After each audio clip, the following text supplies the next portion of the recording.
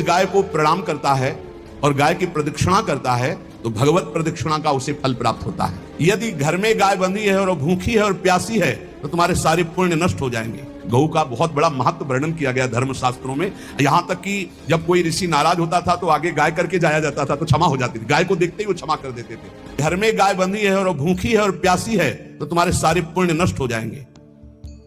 अगर घर में रजस्वला कन्या बहुत काल तक है और उसका विवाह आप नहीं कर रहे हैं तो आपके सारे सुकृत नष्ट हो जाएंगे। यदि घर में ठाकुर जी विराजमान है और कर का पहनाया हुआ माला सुबह तुमने देख लिया तो तुम्हारे सारे पुण्य नष्ट हो जाएंगे, क्योंकि शयन कराते समय तुमने उतारा नहीं, अर्थात तुम सेवा में प्रमाद करते हो।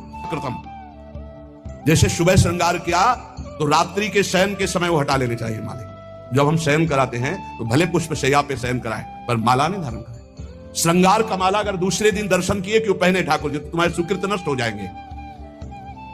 गाय बंदी हो घर में, वो प्यासी है और भूखी है, तुम्हारे सुकृत नष्ट हो जाएंगे।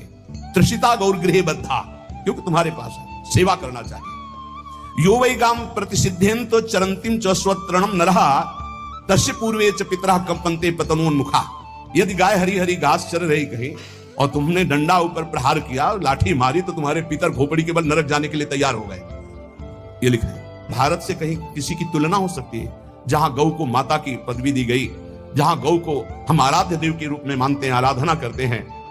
गौ रक्षा, गौ सेवा, ये बहुत बड़ा इसमें छुपा हुआ है। स्वयं भगवान अवतरित होकर गौ रक्षा, इसलिए धन्य है उनका जीवन जो गौ सेवा परायण है भगवत भाव से।